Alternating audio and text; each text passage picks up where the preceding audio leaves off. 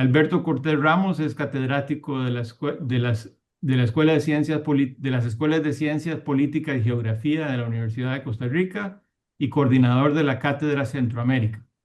Investiga sobre temas de política y desarrollo en América Central.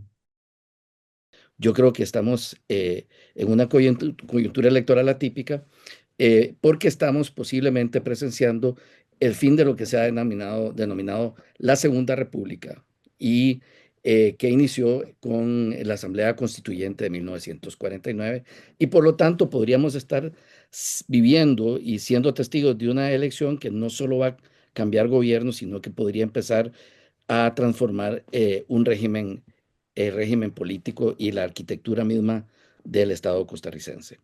Es decir, podríamos estar viendo el surgimiento de la Tercera República. Bueno, volviendo a la situación propiamente, características del entorno electoral nacional, Alberto, ya te referiste a esto un poco y Cindy recogió la idea de la construcción de un movimiento político, pero todos sabemos que no hay democracia sin partidos. Y esta elección es la primera en Costa Rica con un campo partidario tan fragmentado. Bueno, tal vez la anterior fue similar, ¿verdad? Creo que Eh, hubo También. un número muy alto tal vez mayor que en este. Pero digamos, en el contexto de estas últimas dos elecciones, ¿cómo debemos ver esto en perspectiva histórica? Bien indicaste que uno no puede ir hacia adelante solo viendo por el espejo retrovisor, pero esto es algo que nos debe preocupar a futuro también. Claro. Sí, ahí yo señalaría, porque estás tocando un tema medular tan importante como la elección presidencial. Ujú. En esta coyuntura, la composición de la Asamblea Legislativa o del Congreso va a ser clave para determinar la profundidad de las reformas que buscará el gobierno del continuismo si ganan la elección con Laura Fernández. Entonces, lo que yo te diría es que tenemos yo lo veo esto como una película en cámara lenta de transformación política. Tenías un régimen bipartidista que por una serie de factores entra en crisis en el 98 cuando la participación, el abstencionismo aumenta del 18% de las 6 elecciones anteriores a el 30%.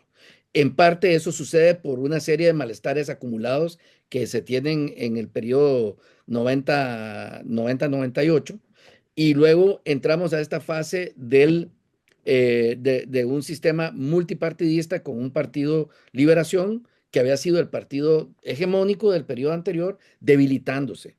Igual Ujú. la Unidad Social Cristiana, que habían sido los dos partidos del bipartidismo, que habían capturado entre el 90 y el 95% de los votos para presidencia y más del 90% de votos para la Asamblea Legislativa.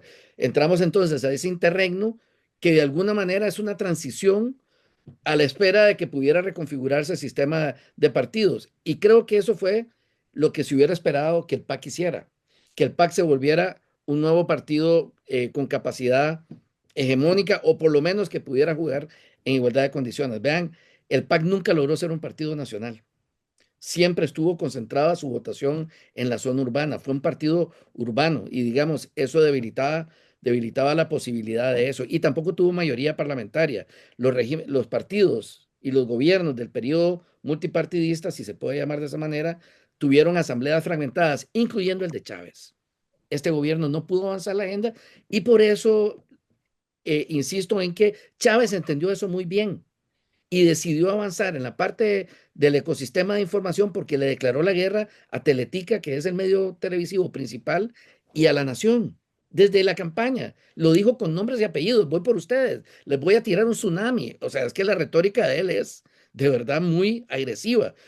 En la parte de comunicación, ellos tienen una red de influencers con un vocero muy potente que es él todos los miércoles haciendo programa de, digamos, un show con el Consejo de Gobierno y atacando y nunca deja de atacar, nunca deja de tirar agenda para hacia adelante o golpeando a quien le golpea. Y por otro lado, empezó con la consigna de necesitamos 40 diputados de Ujú. 57. ¿Por qué 40? Porque 38 es el número que necesita ¿para qué? Para la reelección indefinida e inmediata. Costa Rica tiene reelección, pero después de 8 años. de haber salido del gobierno el presidente o la presidenta. Entonces, la apuesta de Chávez es acabar con la fragmentación y estructurar un nuevo partido dominante del que él es líder y sería líder y al que, bueno, voy a decirlo también, agrego algo. Laura Fernández ya ha dicho varias veces que lo va a nombrar de ministro de la presidencia a Chávez. Si esa fórmula va a resultar bien o no, hay muchos ejemplos en Nicaragua de cogobierno que no resultan, bueno, hay algunos que no resultan bien, como Bolaños Alemán, por decir algo, que es un caso que he estudiado. También tenés ahí a Rosario Murillo con Daniel, donde pues sí funciona porque Ortega está perdido, ¿verdad? Pero lo que quiero decir es, no sé cómo va a funcionar esa fórmula, pero está claro que el líder de ese movimiento político tiene nombre y apellido y es Rodrigo Chávez. Eso es lo que yo estoy percibiendo hasta este momento, digamos. Que es que yo creo que hace falta trabajo quali, porque estamos frente a a un cambio, digamos, de la cultura política que yo creo que no hemos explorado lo suficientemente a profundidad y las encuestas tienen limitaciones para capturar elementos cualitativos de esa transformación que hemos vivido. Entonces, yo creo que necesitamos más sociología, bueno, vos sos socióloga, más sociología, es decir, pensar cómo ha cambiado la sociedad costarricense. Por ejemplo, hay un dato que es muy impresionante, que es el voto masculino y femenino de gente joven se comporta como se está comportando a escala global.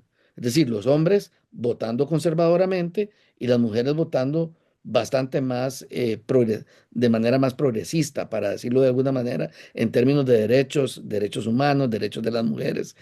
Eso se repite en Costa Rica, ¿verdad? Pero bueno, no hemos estudiado suficientemente a profundidad y yo creo que antropología y sociología pueden aportar mucho al tipo de investigación cuanti que debo decir que el país ha dado un salto muy potente. UCR y UNA, CIEP e IDESPO han puesto la investigación cuantitativa en otro nivel. Yo eso lo puedo decir, yo empecé hace 20 años seguro con esto cuando estábamos empezando y el nivel de sofisticación metodológico que se ha desarrollado es muy, muy robusto en estas dos instituciones. Pero sí nos falta entrar a hacer un estudio a profundidad cualitativo para poder entender el impacto de las cuatro variables que yo mencioné al inicio, la parte cultural, la parte tecnológica, la parte territorial, digamos, y otros aspectos de, por ejemplo, la transformación del mercado laboral, el aumento de la informalidad, el deterioro de la educación, del sistema educativo. Después nos extraña que la gente digamos, no logra procesar información, etcétera, etcétera, pero tenemos 20 años de deterioro y le llamamos a ese deterioro incluso una crisis profunda del sistema educativo. Todo eso afecta, ¿verdad? La penetración del narco, por ejemplo, insisto también.